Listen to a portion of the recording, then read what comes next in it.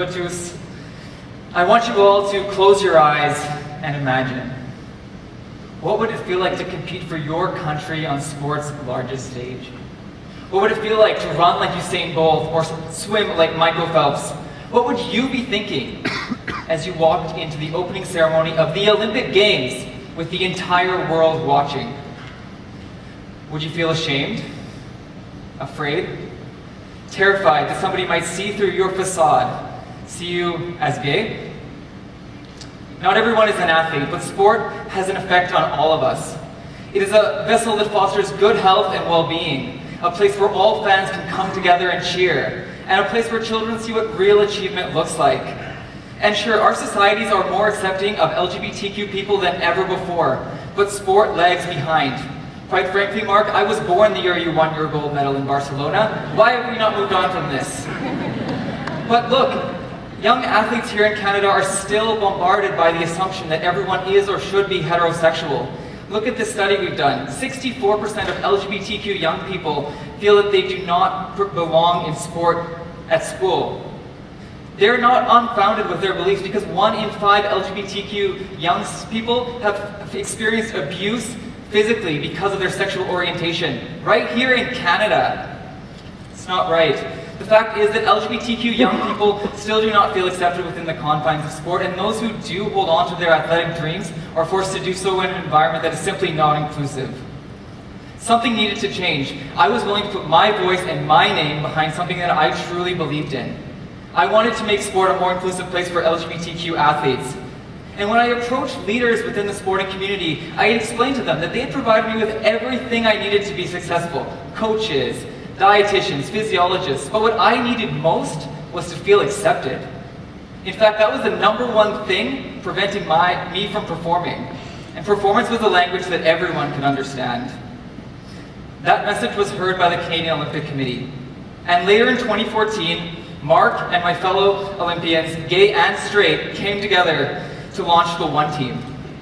The One Team was a program that we knew we needed to change the landscape in sport, and it had 3 resources. 1, how to create LGBTQ safe spaces. 2, how to stop harassment on the field of play in 30 seconds or less. And 3, how we can all be better allies. We also launched a 90-second video where my One Team ambassadors and myself shared why this experience is so important to all of us.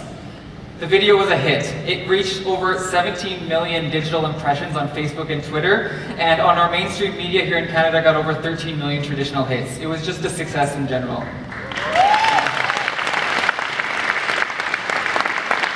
But the message has spread so much further. That's the cool part. Hundreds of students in my hometown have opened up their classrooms to a message of inclusion, and I've helped train over 100 professional coaches on how to make sure all their athletes can reach for their dreams.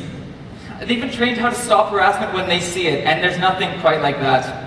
When the International Olympic Committee appointed me as the young ambassador to the 2016 Canadian Youth Olympic team, I made it known that I was gay. And I encouraged my counterparts to ditch their assumptions and ditch their comments. Because at these games, 1,100 of the best young athletes in the world embraced the Olympic value of respect.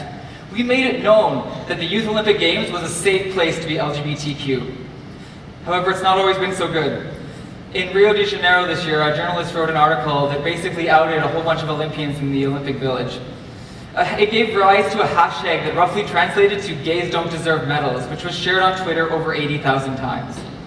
My stomach sank when I saw this on my phone, and I knew that we needed to say something. And after the Olympic Committee heard what had happened, they had actually removed this journalist from Rio, because hate was not welcome in Rio.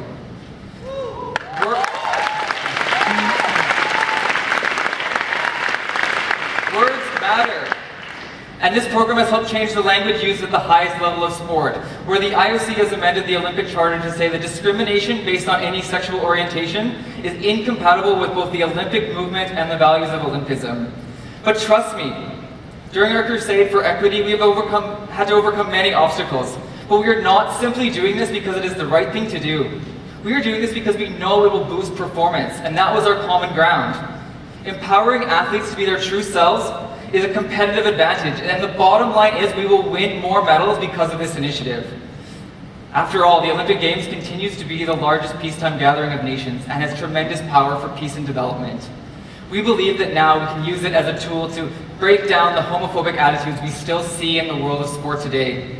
Because it does not matter where you come from, what language you speak, who you love, or how you identify. If you can run the fastest, jump the highest, and are the strongest, you deserve not only a medal around your neck, but the cheers and respect from all of us. Merci beaucoup.